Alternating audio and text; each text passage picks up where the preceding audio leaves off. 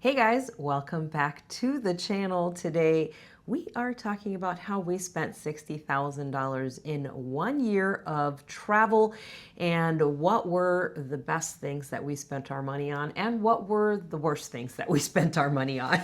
Yeah, we did plan a lot of things during that year that we really just have been wanting to do, and so we hope this video can give you some ideas for things maybe that you'll want to do in the future. What were the very best things we did, and what were the worst things we did? Ways you can probably save some money if you avoid doing some of these mistakes that we made. So let's jump right in to the best things, because we had some really cool experiences. And the first one that I want to highlight is we stayed the night in a castle in Ireland, and that sounds very glamorous, and it was kind of glamorous, but it really wasn't that much money either. And the castle that we stayed at was Abbeyglin Castle. It was pretty phenomenal. It was very cool. It is one of those things that you wish that you could do, or at least for me, I wish that I could do. It just sounded like a really cool idea, and we thought, well, a great place to do that would be in Ireland, because that's probably one of the places that has the most concentration of castles that you can actually sleep in. So quite a few of them have been converted into hotels or bed and breakfast and that type of thing. So we thought we would go for it, and it was actually a really unique experience. It's actually one of the first places where we were introduced to afternoon tea as well, and almost 8 years later, and I think we're still hooked on afternoon teas. Yeah, that was a great one.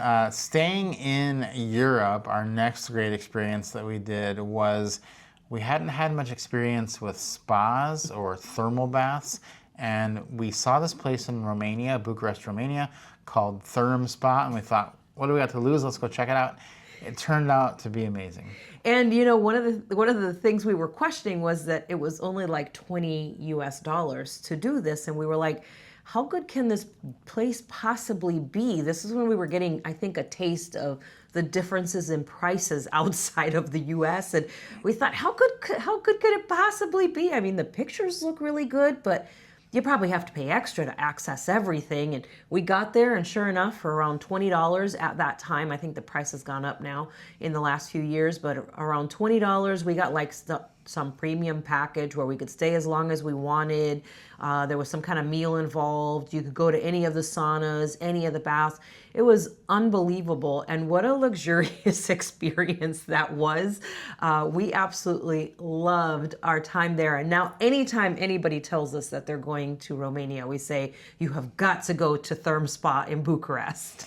All right, moving on to Dubai, and that's a place we'd always wanted to visit for a long time, and some very specific things that we wanted to do there. We wanted to go on one of those desert safaris. They all kind of looked the same. We didn't know what to pick, and then we finally stumbled upon this one called Platinum Heritage Dubai Desert Safari. It was phenomenal. It was one of the best days we had of travel for the whole year. Just a simply exciting, exhilarating experience. Yeah, we got paired with a really amazing driver, Joel, and he was really phenomenal and just gave us all kinds of information. And it was just kind of, I think that was probably the first time in our travel that I was like a super pinch me moment. Like, we're out there and the sand is, flying around, and you're just driving around and it's just kind of a surreal moment to be in Dubai, in the empty quarter, in this desert, in this old vehicle that they used to drive through that they've restored. It's absolutely amazing, and it was really an incredible experience.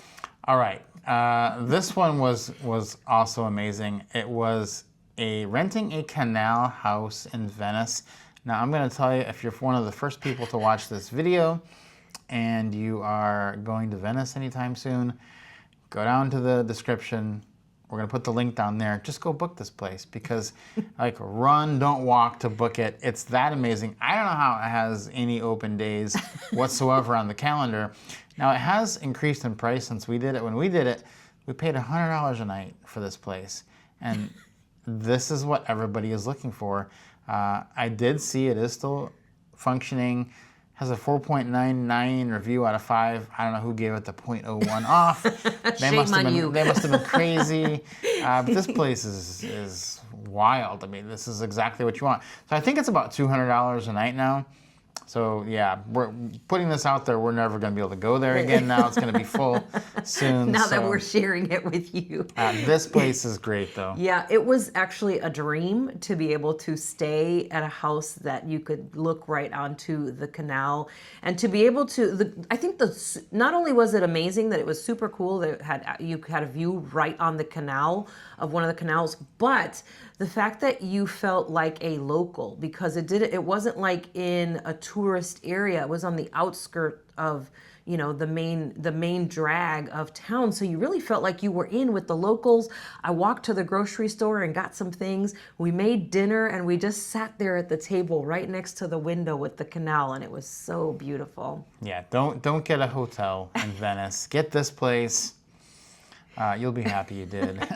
Next one, back to Dubai. Lunch at the Burj Al Arab. This was a hotel we'd wanted to visit since probably 20 years before we started traveling. We saw it on TV a long time ago, and we're like, we got to go there one day. Finally made it. And this kind of just goes like doing your dream thing that you thought about doing when you were 20 or 30. Just do that. And it was totally worth it.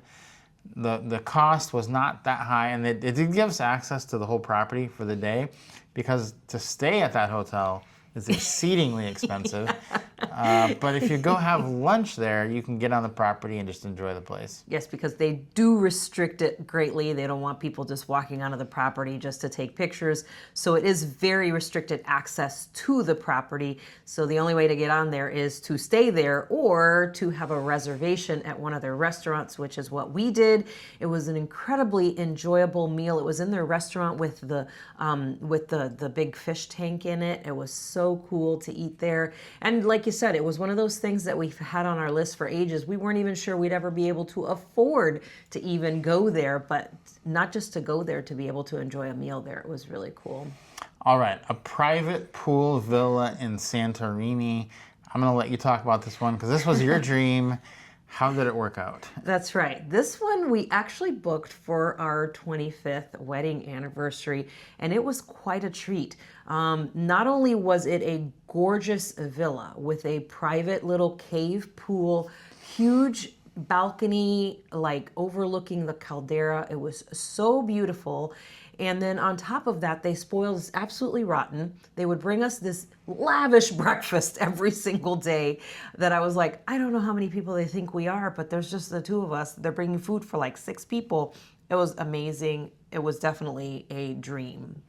Next one's going to be one that I really wanted to do, and you have to do this. If you go to Iceland, renting a car. Like, we rented a car, and you say, well, that's a little bit expensive to rent a car in Iceland. I could just do tours or whatever.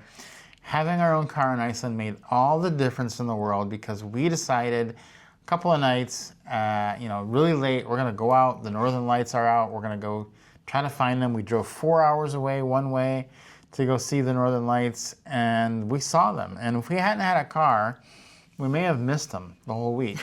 But we saw them pretty much every single night because we mapped out our plan.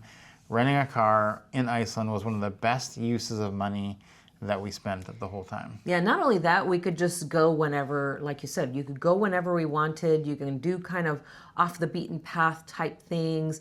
Stop if you see a waterfall you want to take a picture of. You can stop and take a picture of a random waterfall on the side of the road. And just the views from the car were incredible. So definitely highly recommended. It is not the cheapest thing to do, especially when you add all of the insurance on it, which you should. Add every bit of insurance they offer you onto those cars because the weather's so unpredictable. It's definitely worth it. Yeah. Next one is going to be a private boat trip in Halong Bay. Totally recommend this. Spend the extra money. Get a private trip. We have a guy that we use. We'll put his info in the description as well. But we had a private boat for the day and got to do exactly what we wanted. It was really a nice day. Yeah, it was amazing. It was one of those ones where a lot of people talk about doing like the overnight cruises in the bay where you're just kind of sitting there. And I thought, I'd like to just kind of be continually moving and seeing some things. And so we decided to just, hire a guide and do a private boat tour. And it was amazing. And it really did make a huge difference to have the boat to ourselves. You could move around. They provided lunch for us that they made for us. It was absolutely incredible. And it was just a really, truly enjoyable experience. Yeah, and that's Halong Bay, Vietnam, if you were wondering. Next up is Switzerland. We went to Switzerland and we did spring for the Swiss train pass, first class, which I think was totally worth it. We did get the 8-day pass and we used it so much. I think we rode 42 trains in the 8 days. That was a little overkill, because by the end of it, we felt pretty sick. But it was great. We saw a ton of great stuff.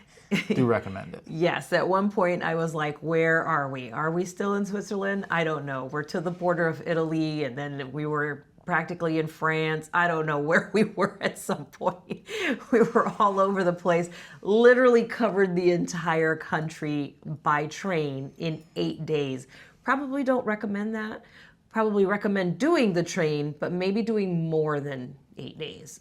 More than 8 days, or just don't do 42 trains in 8 days. But yeah. So next up is going to be Petra and Wadi Rum. These are once-in-a-lifetime experiences. We got to go there while we were on a cruise. You could do it on a cruise excursion. You could just fly there and do it, but they are not to be missed. They are not to be missed. Honestly, you want to do them right. And when you're doing an excursion off of a cruise ship, especially when the place where you're going to visit is 2 hours away, you really don't want to risk it and try to set something up yourself. It is best to just bite the bullet, pay the money, and do it through the cruise ship so that you are doing it and you're protected essentially from any issues that may come up. It was 100% worth it. Incredible experiences. I can't even really describe what it was like going to Petra and actually walking down that pathway, and finally you get to the end and you see the library right there and building right there in front of it. It's absolutely incredible. And then on top of that, riding in the desert in Wadi Rum to the Bedouin village and eating dinner there. It was incredible. All right, so that is the list of the best things we spent our money on. There's a whole bunch of other things we spent our money on that were good, but we do have a couple things that we spent our money on that were bad, and hopefully you can not make these mistakes as well. So we're going to talk about those a little bit. And the first one really surprised us because we thought this was going to be awesome, and it's not very often that we pay for something and we think it's going to be amazing, and then it's not. In fact, we had a hard time even coming up with things, but there were a few things. The first one was something that we really wanted to do, which was to rent a house in Bali, and we rented a house for a month. And after about a couple of days, we started realizing this was a pretty bad idea because we just weren't knowledgeable about how indoor outdoory this was going to be and how tough it was going to be there for a whole month with the bugs and the critters and all that. And so it turned into a situation that we wished we weren't in pretty quickly. Yeah, and it's funny because we had been to Bali already before when this occurred, and we were there for about a week, I think 6 days or 6 or 7 days the first time we went to Bali, and we did rent a villa, and it was lovely. But it was mostly enclosed. I think we ran into the issue with the outdoor restroom. Like the full bathroom was outdoors, basically. It was covered, but it was outdoors. And then we thought, well, that was, we did that for a week and we were like, okay, that wasn't too bad. But then when we rented this house, and it was, like the kitchen was outside, the living room and dining room outside. The only thing that was enclosed with the bedrooms, but they weren't fully enclosed because they had shutters on the windows, but there was no glass. So you would have the air-conditioned room, but the windows there were no windows. It was just like wood shutter, like slats, kind of layered, So it was kind of an issue. When it was raining, we had to pull our bags away from the window so that water wouldn't get onto our things. We had a very large lizard that was living in the room with us, and unfortunately he chose my bedside to poo every night. So I would wake up and first thing I'd have to do is look over the edge, make sure I didn't put, that it hadn't gone in my slippers and I didn't put my feet in its poo every day. It just got old after only just a few days. You really have to be careful if it's not for you. It's not for everybody. Some people love that kind of stuff, but we did not enjoy that personally. And so we recommend you trying out a place before you commit to a whole month at it. Yeah, know your limitations, I guess, is the lesson there. Next one would be mistakes that we made just in planning, which is booking non-refundable hotels. And we used to do this all the time, and then we started losing quite a few hotels, and we lost the money from those because they were non-refundable. And now we just don't do non-refundable at all because it's just not worth the risk or the savings. We realized we change our mind a lot, or something else good comes up that's even better. It's better to have that flexibility. But the hotels are playing that game now where they make it cheaper. So we get around that by using points, which are always refundable. And so it's better than paying a cash rate. Buy the points, earn the points, book your hotels with points. Then they're always refundable. And if something better comes along, you can just switch it. Yeah, that is a great thing to just be able to switch on the moment. Have been many times that recently, especially, where we've wanted to pivot or do something different. We're more fly by the seat of our pants than we used to. Like you said at the beginning, we would book things and we were set on it. And then sometimes it just didn't work out and you couldn't go there and then you were out that money. But now the way that we book things, we just kind of, know that we can always switch it. So that really does make a huge difference. Yeah, so those are the worst things we really didn't have in the whole time. Too many other things that were just like we did them and they were just terrible. It's a great world out there. Go do what you want to do.